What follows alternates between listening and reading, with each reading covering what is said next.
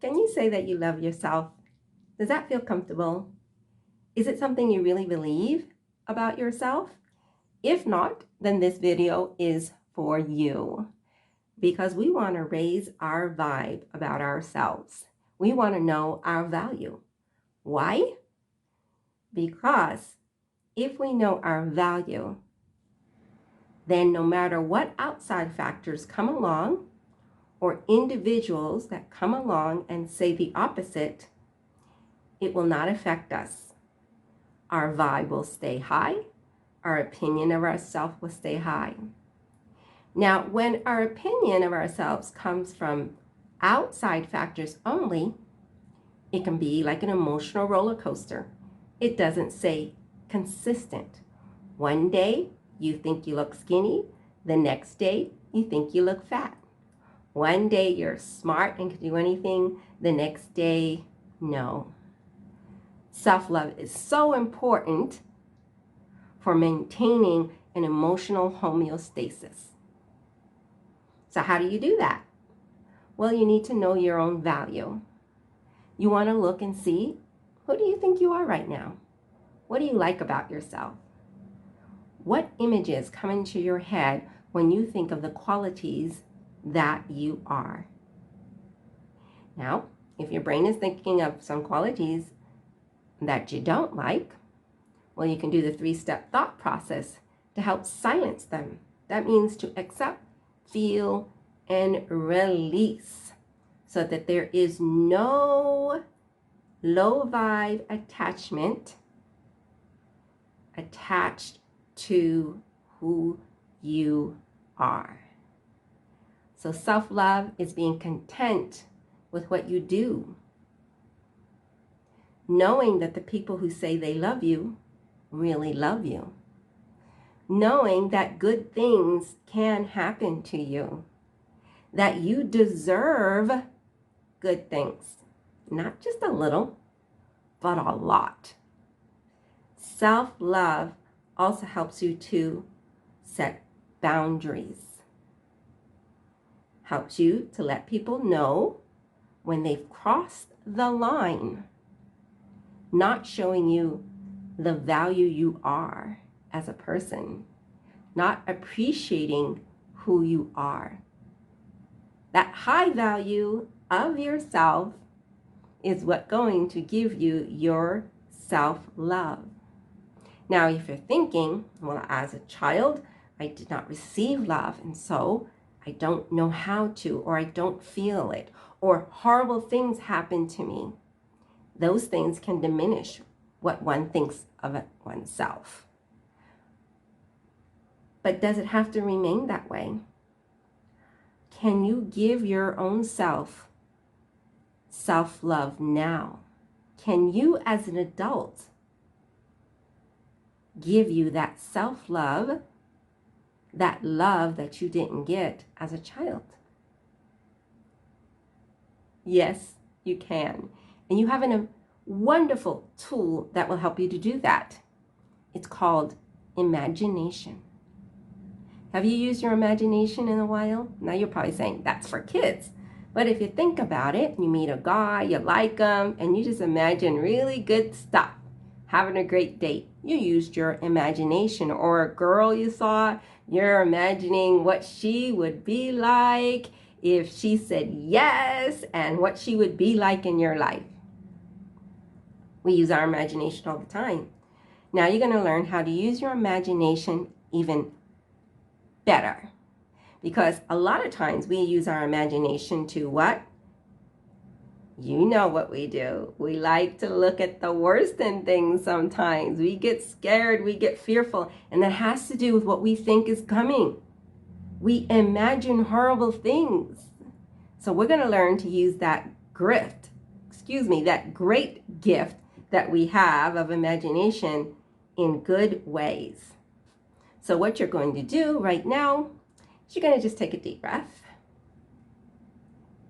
And if you think of yourself at a young age, what age do you see yourself at? You think of your childhood, what age do you see yourself at? Is it 7, 8, 9, 12? And what kind of a feeling does that bring you? Is that a good feeling? Or is it kind of a bad feeling? And what kind of bad feeling is it?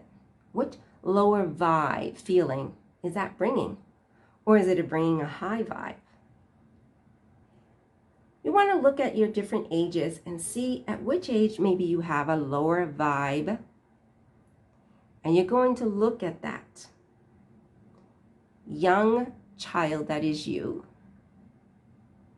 You're going to sit down and have a conversation.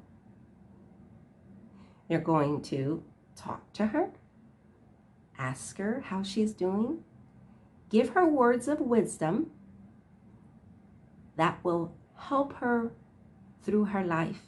Now, we're not talking about words of wisdom of, oh, it's going to be hard, but you're going to make it. Okay, because that's like saying you're going to have bad things, but hey, we want the subconscious to know that life is going to be great. You're going to have a lot of great things happening to you. Now you're thinking, well, that's not realistic. Well, remember, we're talking with the subconscious here. We're not talking with the logic mind. Subconscious does not know how to reason and rhyme and have logic. It only knows the emotion you give it. So you want to give your inner child, that's who you're talking to in your visualization, super good things, because it will understand that. If you give it a but or a sadness with it, it's going to bring sadness in. Your logic mind knows how to handle sadness, knows how to handle unwanted circumstances. We let the logic mind do that. Right now, we're dealing with the subconscious. So with the subconscious, everything is great, everything is rosy. That is the way the subconscious will provide you with good feelings, security, safety, hope, expectation. If you start talking about bad things, it will automatically start giving you those things because it doesn't know to say, this is just a bad thing for this situation. Your logic mind knows how to do that. But if you tell it life is bad, it's going to go with just everything being bad. So, say words to her, to him, that encourage him, that encourage her, that they are great, they are awesome, they do everything right, they're beautiful. I want you to do a 1-minute imagination of that right now.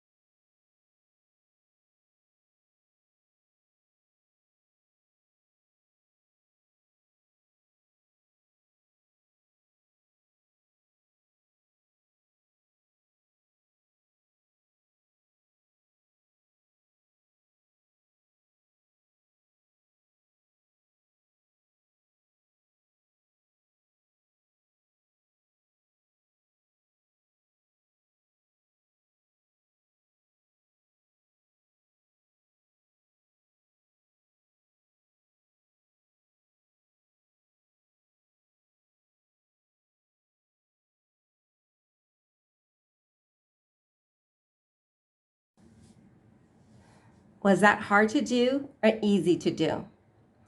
If it was hard, try one more time. Remember, anytime we do something the first time, does it go smooth? Do you really expect yourself to be able to nail it?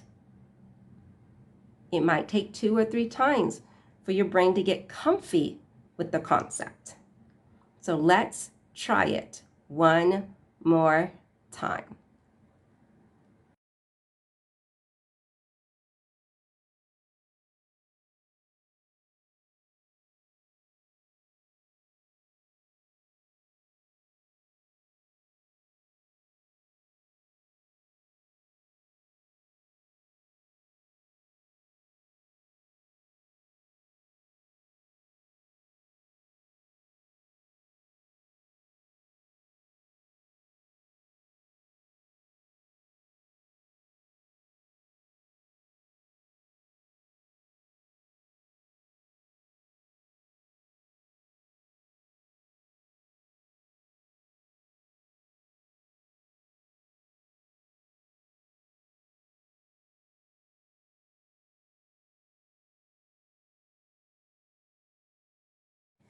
Now, what I'm showing you is one of the best tools you can use for your self-love. The other technique that you can use is the 3-step thought process. What you're going to do with that is you're going to look at a situation in your life that made you feel unloved, and you're going to silence the low vibe, the overly charged low vibe that's attached to that memory, and you're going to accept, feel, and release it. Then you're going to flip it, and your brain is going to become at peace. And so that emotion will not keep coming up and impeding the now. Especially if you have things good going on and they're interfering because past things keep coming up. Or it's preventing you from feeling good in this now moment. So the 3-step thought process is going to be a great technique for you to use in combination with this little visualization that you have just done.